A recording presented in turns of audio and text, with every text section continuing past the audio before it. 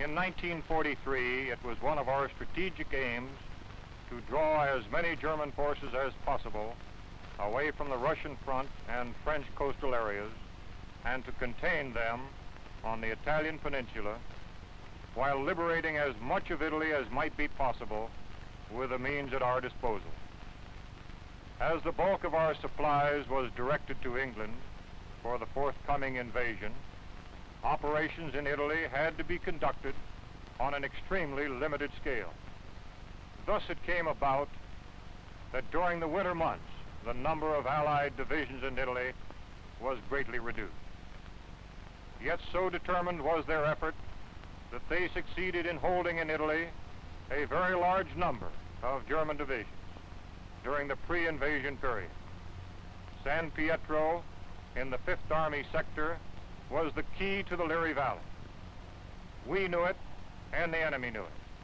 We had to take it, even though the immediate cost would be high. We took it, and the cost in relation to the later advance was not excessive. By its very nature, this success worked bitter hardships upon each individual soldier, calling for the full measure of his courage and devotion. The response of our 5th Army troops provides an inspiring page in our military history. To these individuals, living and dead, and to those who now continue in their tradition, this picture is dedicated.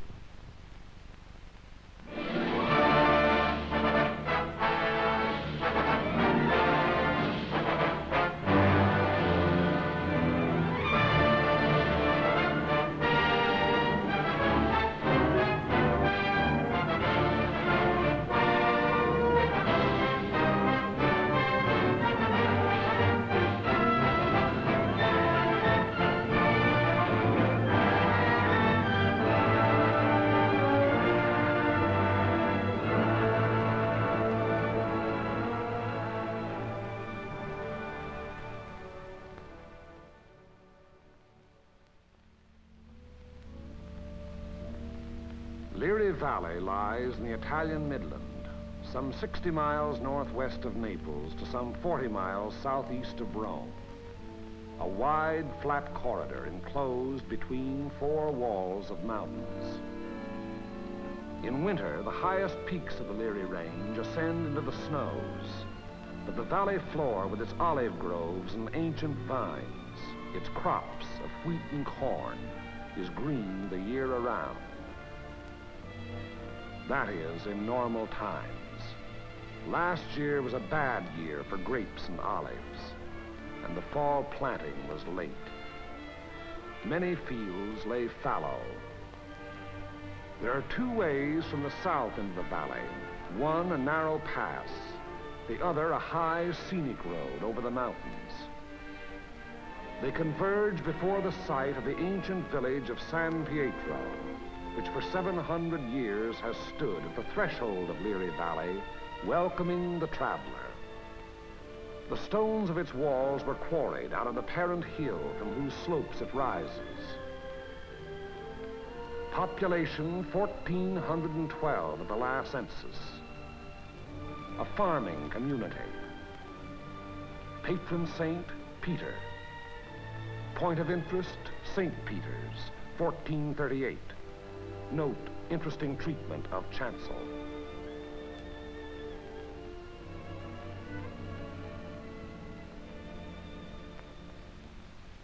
From the end of October 1943 until the middle of December, San Pietro and the surrounding ground was the scene of some of the bitterest fighting on our 5th Army front. The Italian campaign had entered its second phase, to push forward again after a static period brought on by heavy seasonal rains. Our battle lines were haphazard as the terrain itself, with its flood-swollen rivers that twisted back and forth across our line of march so that each river seemed like 5. And where there was no river to cross, a mountain blocked our going, each peak ahead being a few meters higher than the last we had won, so that each new peak had to be fought for, the hard, uphill way, with the enemy looking down our throats. They had had time to fortify and camouflage their positions. No amount of artillery fire or aerial bombardment could force them to withdraw. That was for the infantry to do, employing those weapons that can find and destroy life in narrow trenches, caves, and fighting holes. It was up to the man with the rifle, the man under fire from all weapons, the man whose way all our weapons, land, air, and sea, serve only to prepare. It was up to the foot soldier to attack a hidden enemy over ground that was sown with mines, the anti-personnel S-mines that fly up at a footfall to explode beneath the groin. Nowhere along the entire front were enemy preparations more elaborate than in the San Pietro area. For San Pietro stands at the threshold of Liri Valley, and through Liri Valley, wide and level, runs the most highly prized length of road south of Rome. By early December, we had taken and were holding high ground to the northeast, east, and south of San Pietro, the Camino Maggiore hill mass being last to fall.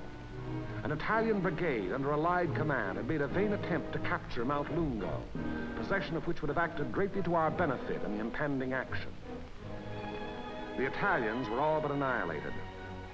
In view of their excessive losses, further operations against Mount Lungo's strategic heights were abandoned. And it was decided to make a direct frontal assault on enemy positions in and around San Pietro.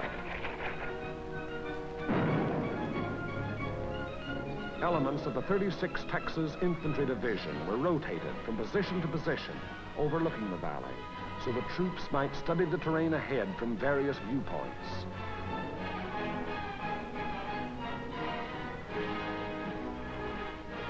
Patrol activity was continuous.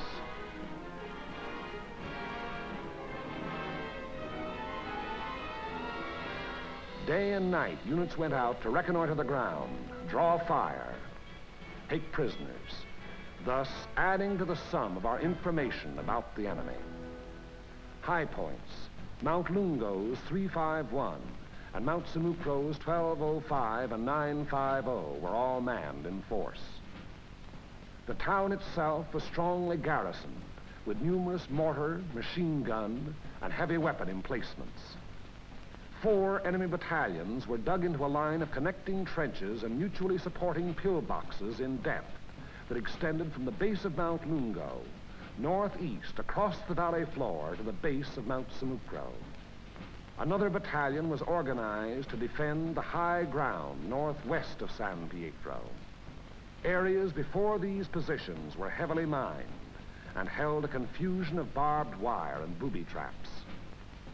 On the afternoon before, D-Day and H-Hour were communicated to battalion commanders.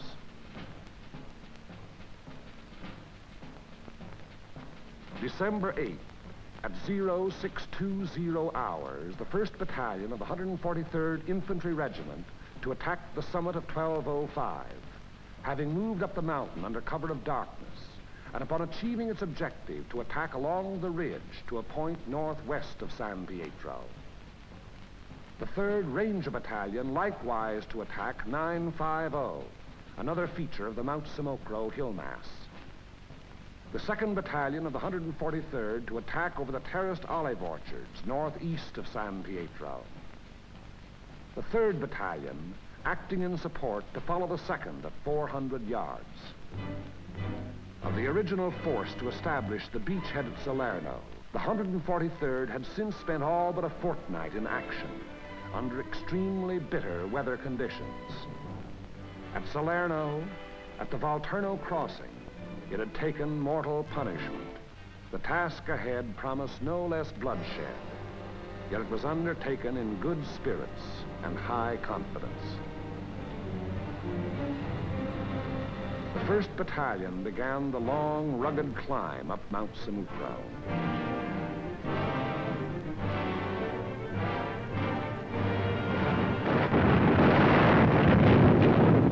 As night fell, our artillery opened up, and throughout the night hours, intense fire was laid down on the enemy's main line of resistance.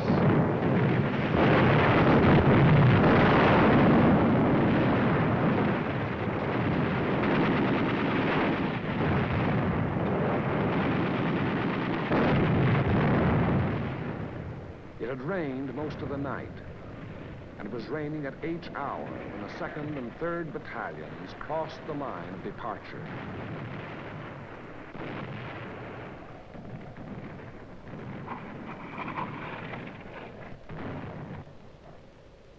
Some 200 yards forward, they encountered mines and automatic fire from pillboxes.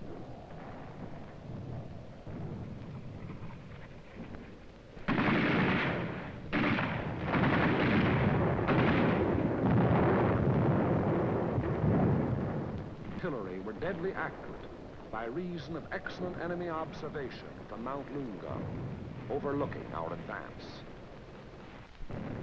which continued another 200 to 400 yards.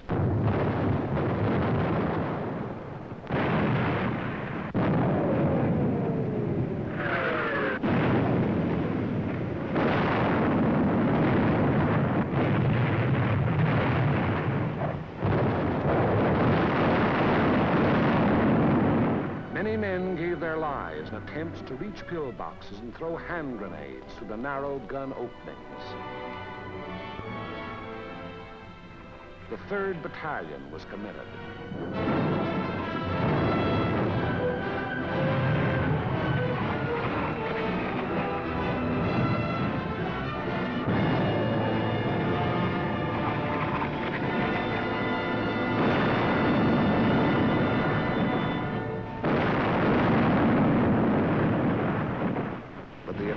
Never got more than 600 yards past the line of departure. Our initial assault on San Pietro had been repulsed with heavy casualties.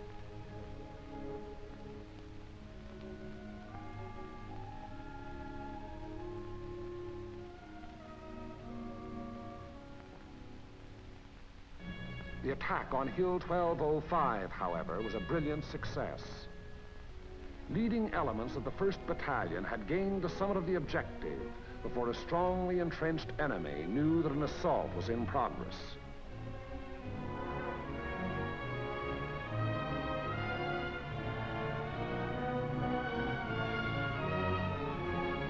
To the right of 1205, the 3rd Ranger Battalion had also captured its objective, but only after successive attacks and costly casualties. For on 950, the enemy was not taken unaware. Counterattacks were to be expected on both 1205 and 950. They were not long developing.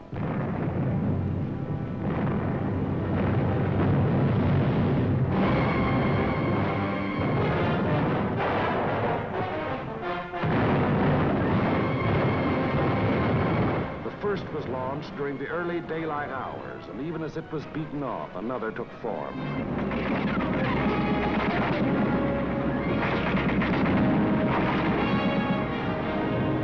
Day and night they followed in unremitting violence.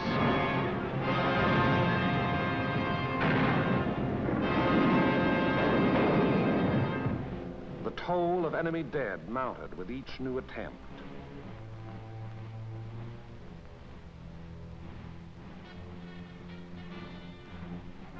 But German prisoners captured on 1205 and 950 said they had been ordered to retake those positions at all cost. In addition to defending Hill 1205, the 1st Battalion, obedient to the field order, undertook the reduction of enemy defenses which were organized along the ridge running west.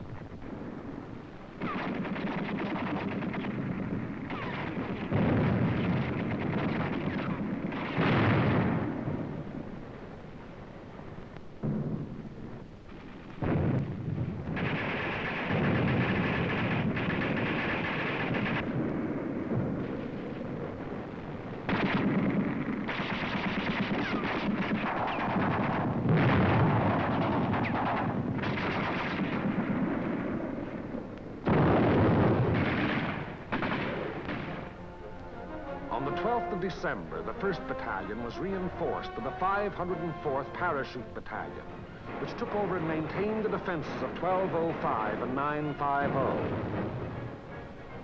thereby enabling the 1st Battalion to throw its entire remaining strength into the assault along the ridge.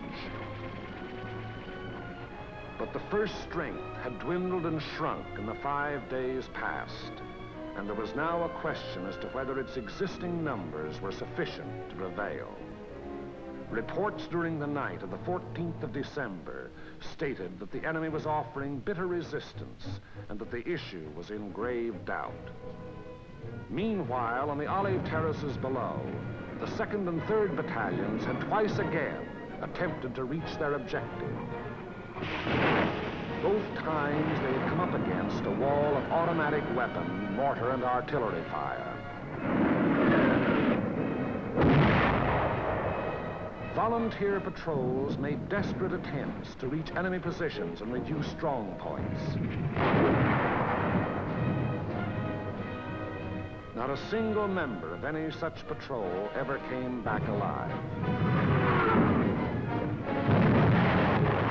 Our attacking forces were furnished excellent aerial cover by Allied fighter patrols. But now and then, enemy planes were able to slip through and to bomb and strafe our positions, which to all purposes had remained unchanged since the 1st day. To break the deadlock, orders were given for a coordinated divisional attack. The 2nd and 3rd Battalions of the 143rd to proceed in the execution of the original orders. Acting in conjunction, Company A of the 753rd Tank Battalion to attack San Pietro from the east over the high road. 1 battalion of the 141st to attack over the flat valley floor. After nightfall on D-Day, the 142nd Infantry Regiment to attack Mount Lungo. The earlier decision not to attack those strategic heights having been reversed in view of the present critical situation. In preparation for the attack, all 5th Army artillery within range, including tanks and all tracks, was directed against San Pietro and the surrounding area.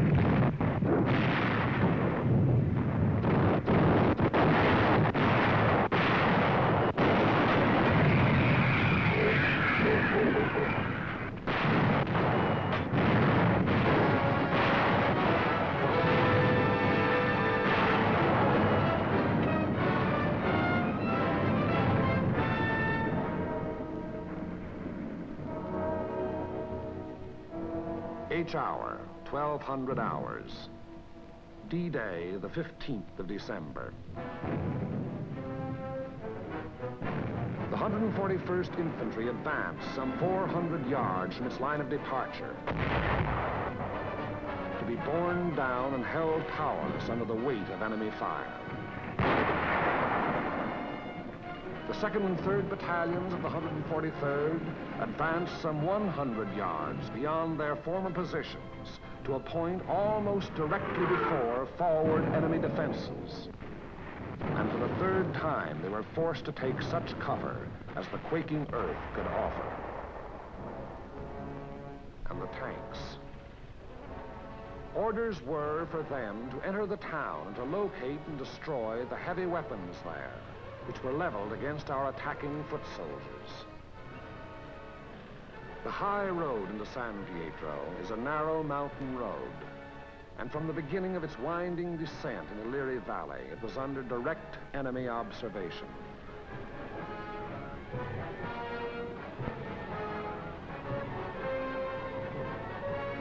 "16 tanks started down that road. 3 reached the outskirts of the town.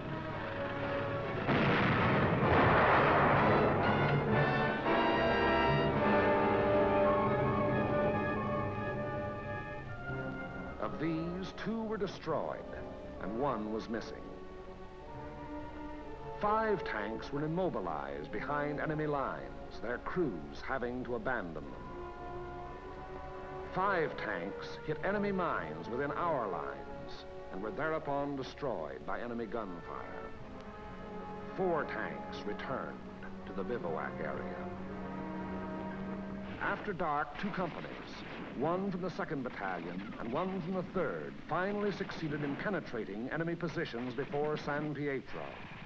But receiving both frontal and flanking fire, they were forced to retire.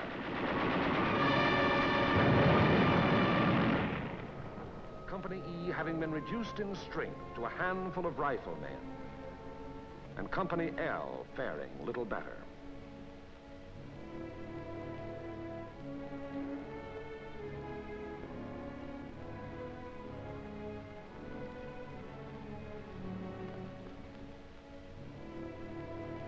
On the Mount Samocro Ridge, the 1st Battalion fought its way to within a few hundred yards of the objective.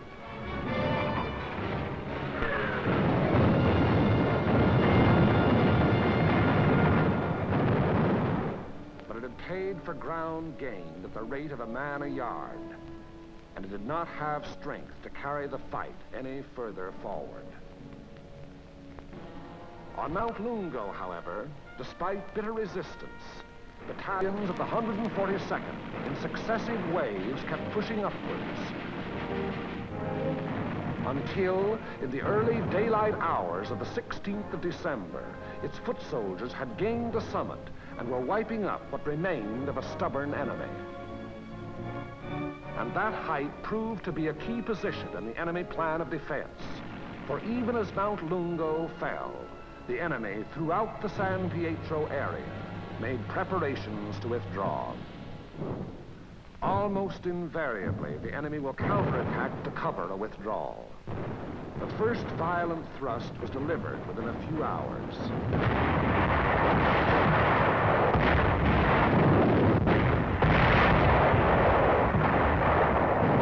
And thereafter, counterattacks came in waves, the roar of the last mingling with the rush and fury of the next to break. Many companies lost all their officers. Enlisted men came forward as inspirational leaders to rally their battered companies into resisting yet one more onslaught. Our own artillery was brought to fall within 100 yards of our front-line elements. After 5 hours, during which the earth never ceased to tremble, counterattacks ended, indicating that the withdrawal of the enemy's main body had commenced.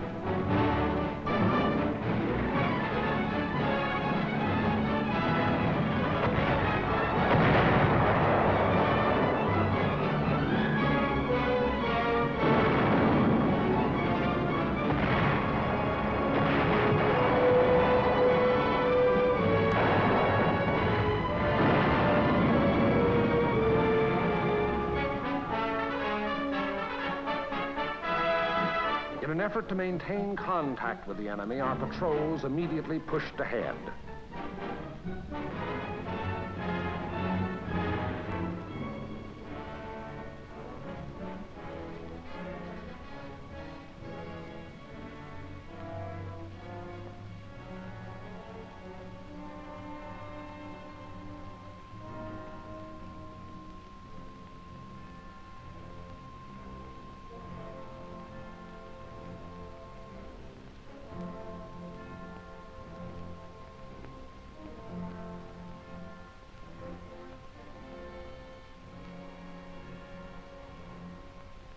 Entering the town, they discovered that San Pietro was ours for the taking.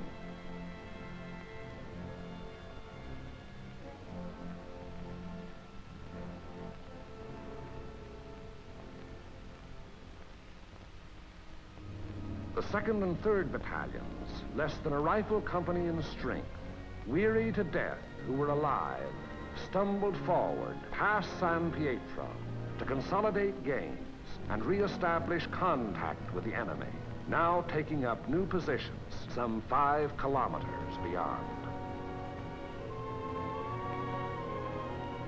That is the broad shape of the Battle of San Pietro, which was but the first of many battles in the Erie Valley. It was a very costly battle. After the battle, the 143rd Infantry Regiment alone required 1,100 replacements.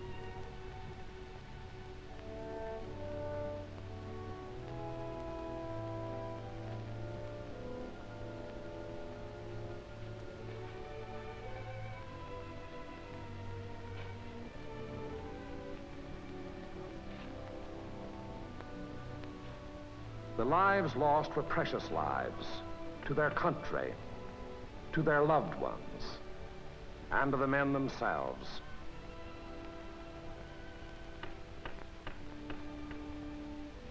For the living of the 143rd Infantry Regiment, more than 100 decorations for acts of valor above and beyond the call of duty.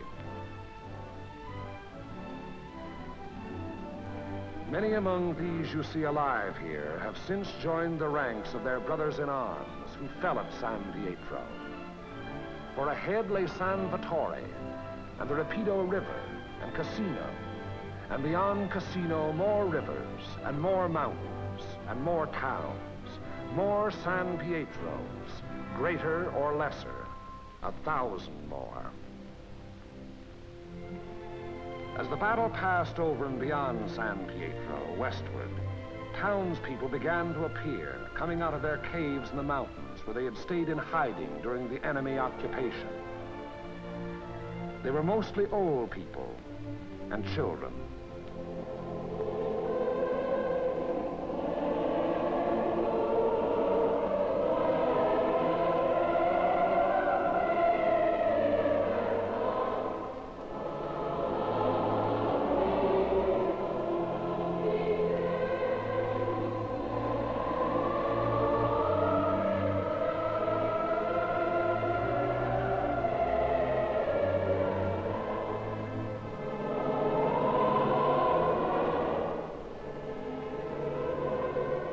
Townspeople were warned against enemy mines and booby traps, which were in the process of being cleared.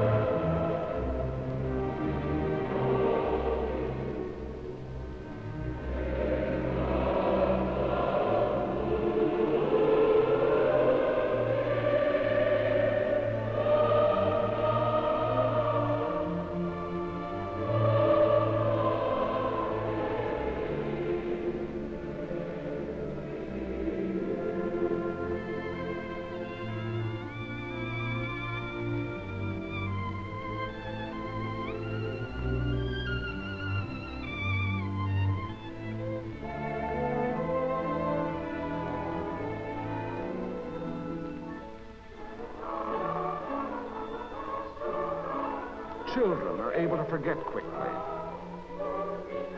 Yesterday they wept. Today there are smiles and even laughter.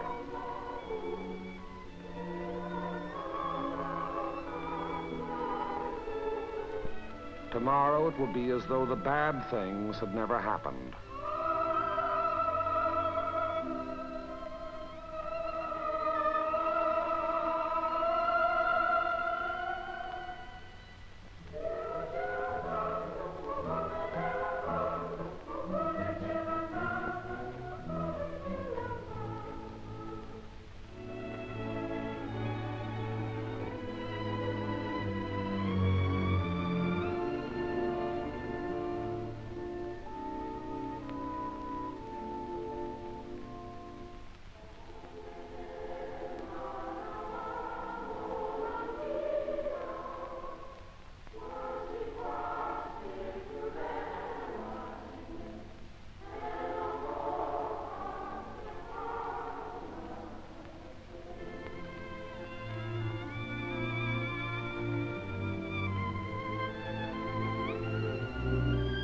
Living was resumed in San Pietro.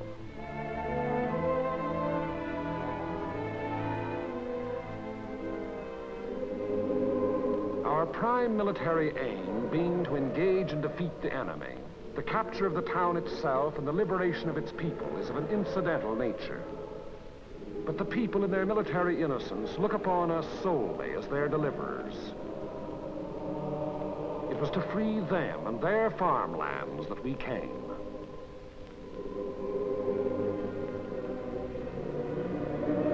Behind our lines, southwest to the sea, the fields are green with growing crops planted after our coming by other people of other towns who believed likewise.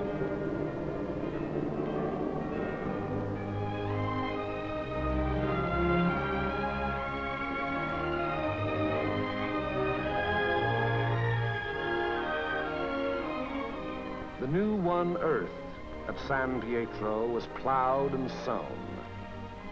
It should yield a good harvest this year.